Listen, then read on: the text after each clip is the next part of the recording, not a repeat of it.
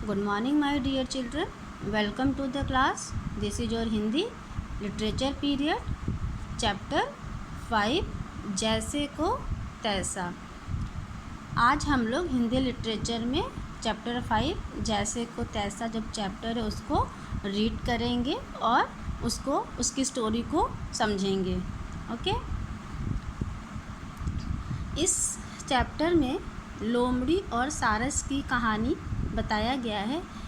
सारस और लोमड़ी की कहानी के द्वारा यह संदेश दिया गया, यह बताया गया है कि हर धूर्त व्यक्ति को अपनी धूर्तता का परिणाम भोगना ही पड़ता है, जैसे कि लोमड़ी ने भोगा, है ना। तो नदी किनारे एक घना जंगल था।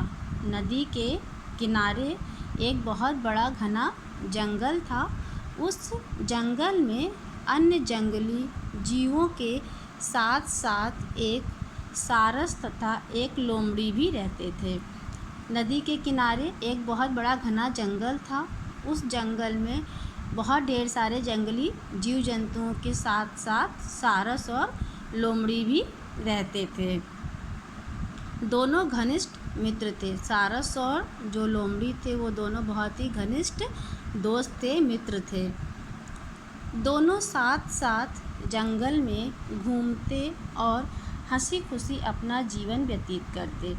जो सारस और लोमड़ी थे वो दोनों जंगल में साथ साथ अपना रहते थे। दोनों दोस्त भी थे और दोनों एक दूसरे के साथ जंगल में घूमते रहते थे और हंसी खुशी से अपना जो जीवन था उसको व्यतीत करते थे।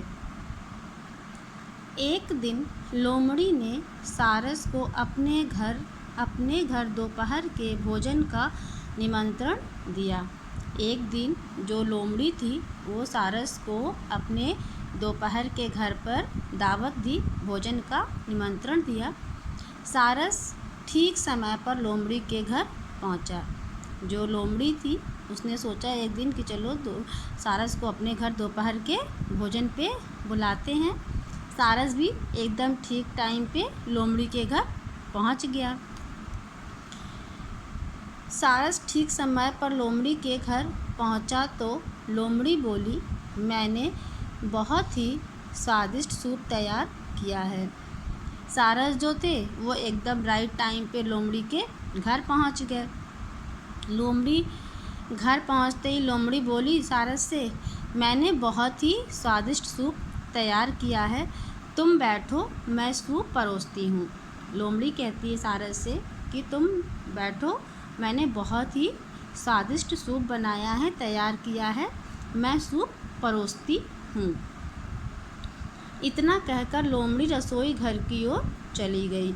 सारस से इतनी बातें उसने कहा कि तुम बैठो, मैं बहुत ही स्वादिष्ट सूप तैयार की हूँ, मैं सूप परोसती हूँ।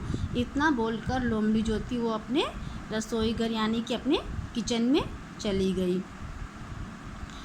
कुछ समय के पश्चात लोमड़ी 2 थालियों में सूप ले आई। कुछ समय के पश्चात यानी थोड़ी देर के बाद जो लोमड़ी थी वो सूप किस में ले आई? 2 थालियों में सूप ले आई। लेकिन जैसे ही सारस सूप पीने लगा तो उसकी चोंच लंबी होने के कारण सूप उसके मुंह तक नहीं पहुंच पाया। थोड़ी देर के बाद जो लोमड़ी थी वो गई किचन में अपने और 2 थालियों में उन्होंने सूप ले आई और सारस जैसे ही सूप पीने लगा तो सारस की जो चोंच थी वो तो लंबी थी, तो लंबी चोंच होने के कारण जो सूप था वो सारस के मुंह तक नहीं पहुंच पा रहा था। आप पिक्चर में देख भी रहे हैं, जो लोमड़ी है वो 2 थाली में सूप ले आई है, वो अपना तो सूप पी रही है, लेकिन जो सारस है इसकी चोंच लंबी होने के कारण सूप इसके मुंह तक पहुंच ही नहीं पा रहा था। लोमड़ी ने जल्दी जल्दी अपना सूप पी लिया। जो सारस तो वो तो पी ही नहीं पा रहा था क्योंकि वो जो सूप था उसके मुंह तक पहुंच ही नहीं पा रहा था।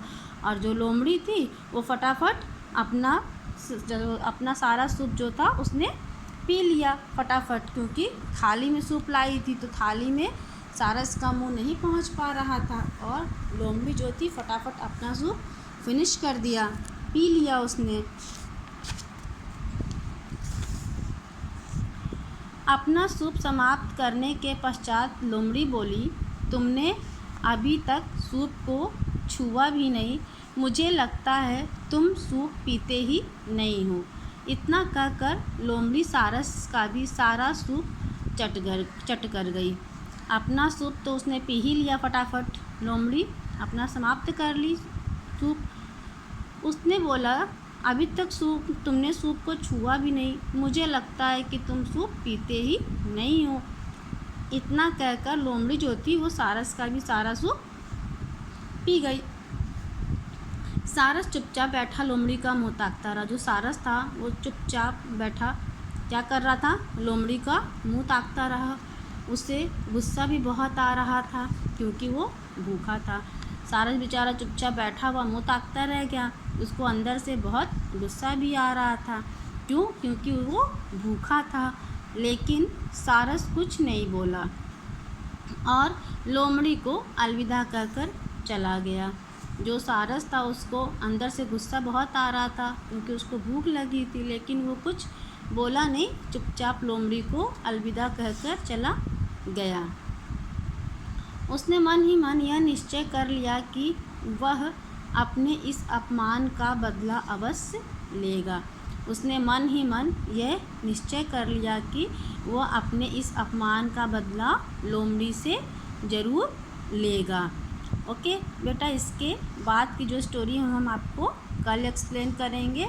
आपको जितना मैंने एक्सप्लेन किया उतना आप पढ़ के समझ लीजिए। और आपका होमवर्क ये कठिन शब्द यानी हार्ड वर्ड, इसको आपको अपनी क्लास वर्क कॉपी में करना है। घनिष्ठ, स्वादिष्ट, पश्चात, निश्चय, निमंत्रण, स्वीकार, प्रश्न, धूर्तता और व्यवहार, ये आपको अपनी क्लास वर्क कॉपी में करना है। और इसकी जो नेक्स्ट स्टोरी है, इसके बाद वाला पार्ट है, वो हम आपको कल एक्सप्लेन करेंगे। Okay, thank you, have a nice day.